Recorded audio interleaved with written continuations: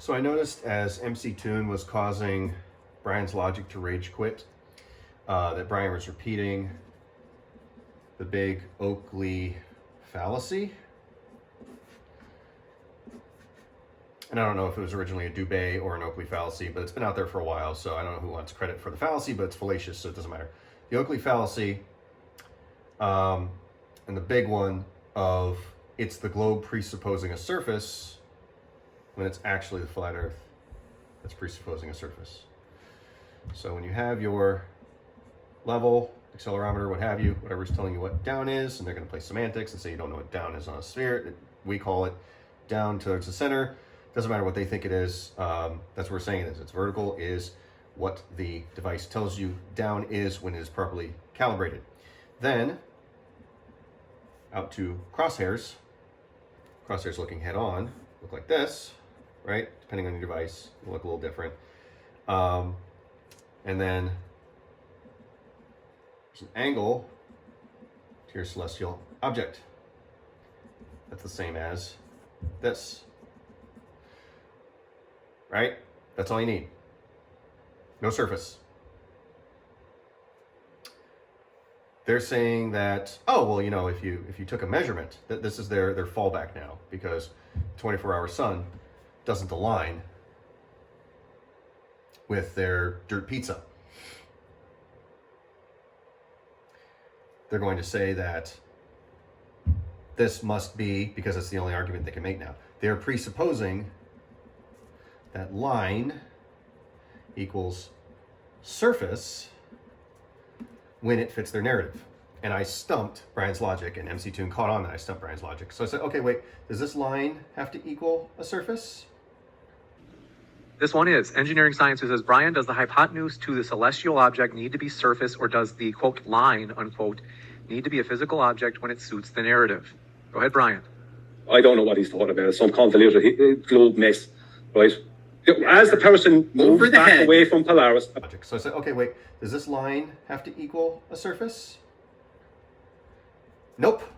Neither does this one. We're not presupposing. It could be any surface. That's not what we're doing here. These crosshairs are simply 90 degrees to the vertical. There's no reference point. There's no need for a reference point. We don't need to know, if you're a theodolite, you don't need to point at the top of the dirt that you need to remove for the site construction job. You need to level that off. We're going to construct here. You don't need any of that. You don't need a reference point. Brian is wrong.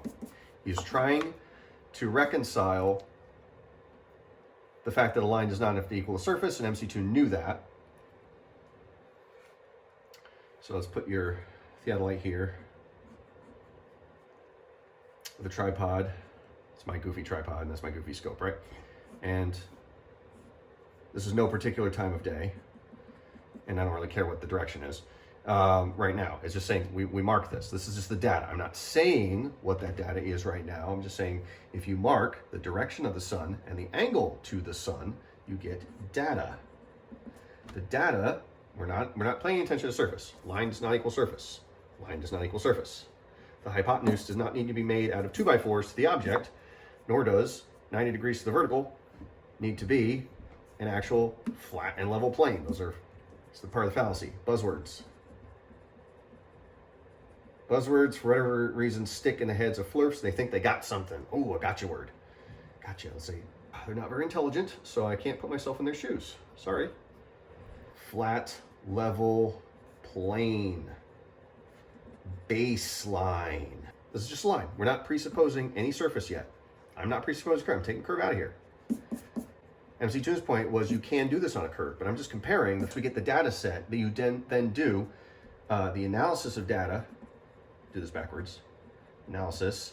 Our plan for analysis will be fit points.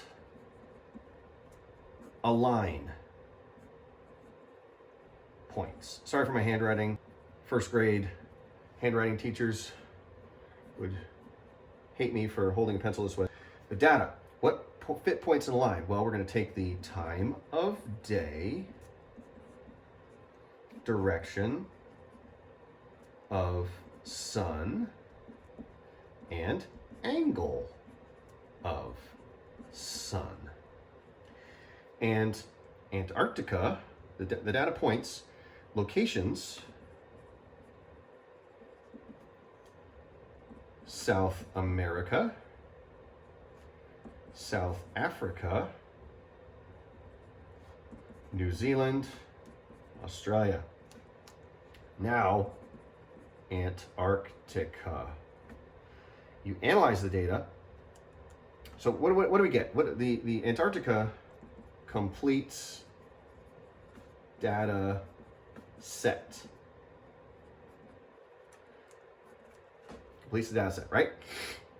So to analyze the data, you're going to say, where do these sun positions and times become the same point because it's the same sun at the same time?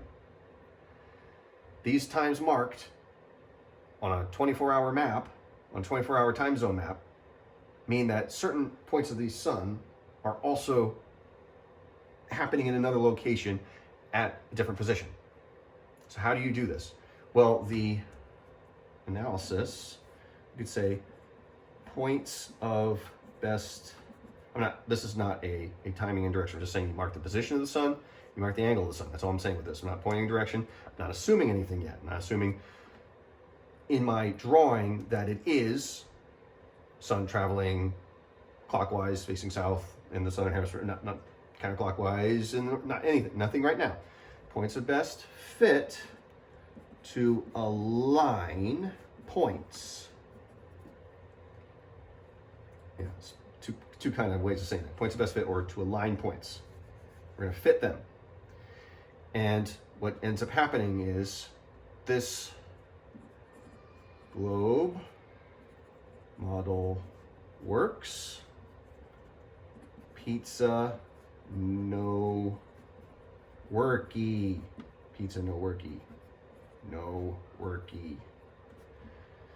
That's all we're doing. The Oakley fallacy is that they will say, oh, well, even though you noticed this and you took these angles, time of day, direction of sun, angle of sun, well, you had to do it on a flat and level plane because this has to be horizontal, parallel to this. Well, that's false. It does not have to be. We're saying we don't know the surface coming into this. We're saying we did not. We're doing you the favor of not presuming the globe. No presuppositions. We're just fitting the points and aligning them where the sun appearing at a certain point in one continent has to be the same sun on another continent, and its time of day aligns with something. So what is that? And we're saying the globe model makes that prediction. It aligns with the data and the pizza no worky. The Gleason map, the AE map, flat Earth, as far as we know, doesn't work. So this is why we're going to see an evolution into, well, the sun is just ethereal, the sun is just a projection, the sun, we don't know what the sky is.